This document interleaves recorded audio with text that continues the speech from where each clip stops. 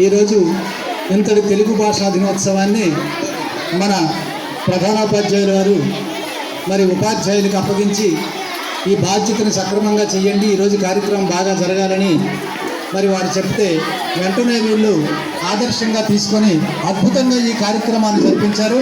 ఎందుకంటే ఒక విషయం చెప్పాలి ఏంటంటే, పిల్లలు ఇంత చక్కగా చెప్పడానికి కారణం గిడుగు రామ్మూర్తి గారు. గిడుగు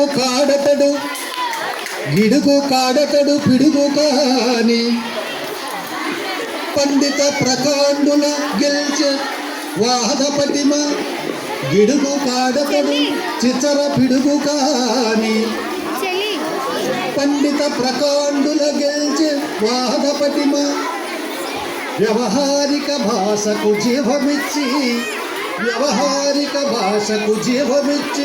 తెలుగు సాహిత్యము మలుపు తిప్పెనతడు. చూసారా, ఇంత తెలుగు సాహిత్యం పిల్లలు మీకు చక్కగా చేయగలిగారంటే గిడుగు రామ్మూర్తి గారు కారణం ఆయన. ఎందుకంటే అందుకే గిడుగు రామ్మూర్తి గారి జన్మదినాన్ని ఈరోజు ఇంత చక్కని కార్యక్రమం చేశారు. పిల్లలు నిజంగా చాలా అద్భుతంగా చేశారు. మాస్టర్ గారు ఆ సంచాలకుల్ని కానీ అవధాన్ని కానీ ఆ ఎంచుకోవడంలో నిజంగా అద్భుతం అండి. ఎందుకంటే పిల్లలు ఆ అమ్మాయి సుమారు 13-14 పద్యాలు చెప్పింది. ఆ అమ్మాయి తర్వాత మంచి చలోక్తులు చెప్పింది, ఆ హ్యూమర్స్ చెప్పింది. హ్యూమరస్ లేకపోతే మధ్యలో ఏది ఉండదు.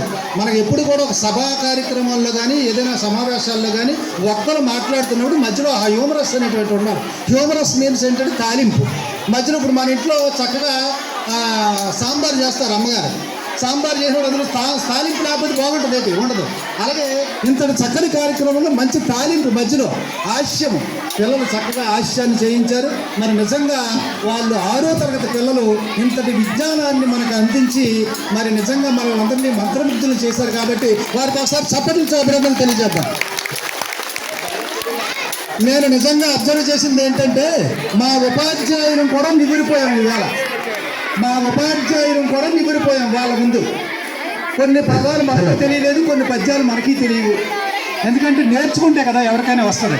సో నిజంగా పిల్లలు చాలా అద్భుతమండి. ఇంతటి చక్కని కార్యక్రమం. తెలుగు భాష మీద మంచి పాటలు పాడదాం అనుకున్నాను కానీ నాకు సమయం లేదు.